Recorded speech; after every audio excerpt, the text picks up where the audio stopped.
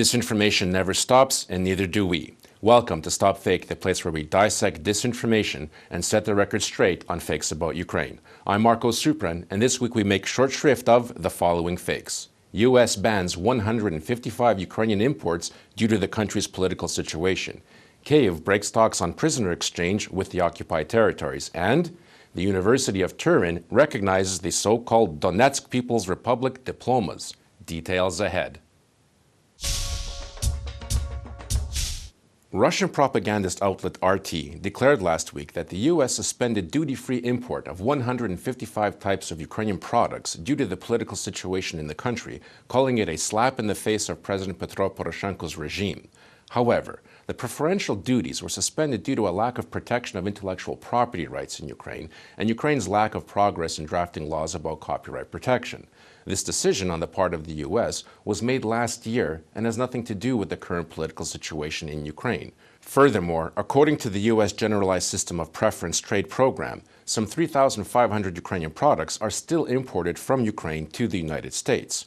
RT interprets this move as pressure on the administration of President Poroshenko and a type of test to see if he passes the audition in next year's Ukrainian presidential elections. In December 2017, the U.S. administration put Ukraine on notice for failing to provide adequate and effective protection of intellectual property rights, providing 120 days to remedy the situation and improve the legal regime governing royalties. As the 120 days notice expired and the copyright situation in Ukraine remained unchanged, Ukraine's partial suspension from the Generalized System of Preferences for 155 types of Ukrainian products went into effect on April 26, 2018.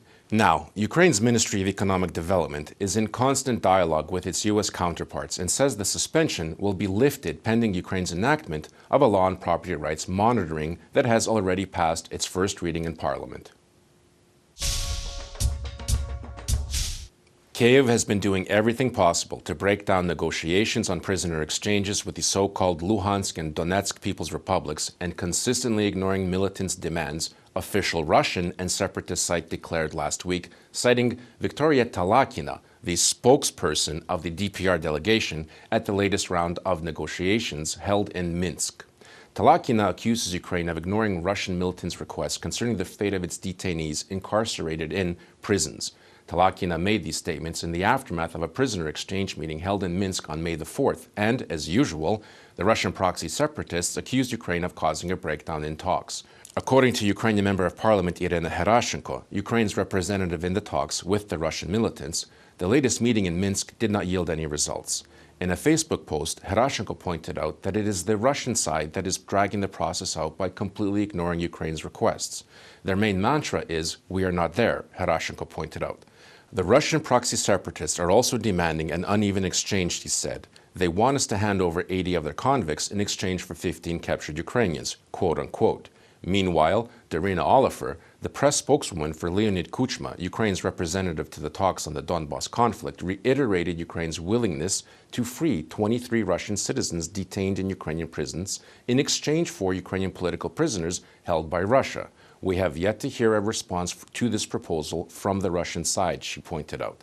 The next stage of the negotiations on the Donbas conflict will take place in Minsk on May 16.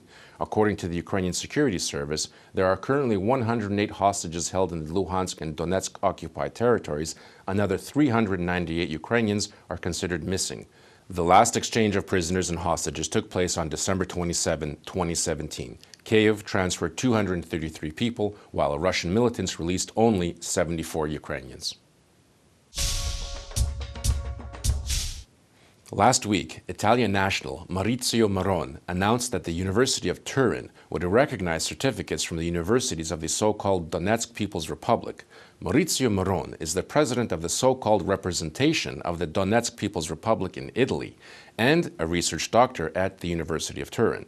This news was published on the Facebook page of the DPR representation and 2 local Turin newspapers. StopFake asked Turin University to explain the exact nature of this diploma recognition, and as usual, the reality was much less dramatic than the fake headline or Mr. Marron's declarations. Turin University's Department of Economics accepted a student from Makiivka in the occupied Donbas territories for its Master of Economy program. The young woman, born in 1991, had bachelor and master degree diplomas issued by the Donetsk National University well before the Russian occupation of the region in 2014. The diplomas in question were issued by a Ukrainian university and not some fake entity in a self-proclaimed and unrecognized People's Republic. After the occupation of Donetsk city, Donetsk State University moved its campus to central Ukraine and continues to teach students in temporary facilities in the city of Vinnytsia. Maurizio Marone, the so-called DPR representative in Italy, appears to be a great fan of the Russian proxy separatist republics. He proudly published a greeting that the DPR recently sent him for his birthday, as well as photographs of himself at various parades in Russian-occupied Donetsk. That's it for this week. For more dissected fakes as well as tips on how to spot them, visit our website, StopFake.org. And remember, check out some of the interesting work being done by our colleagues to battle disinformation in our context section. Respect your mind, be vigilant, and don't consume fakes. If you spot any disinformation about Ukraine, send it to us for a truth autopsy. I'm Marko Suprun, and this is StopFake. Thanks for watching.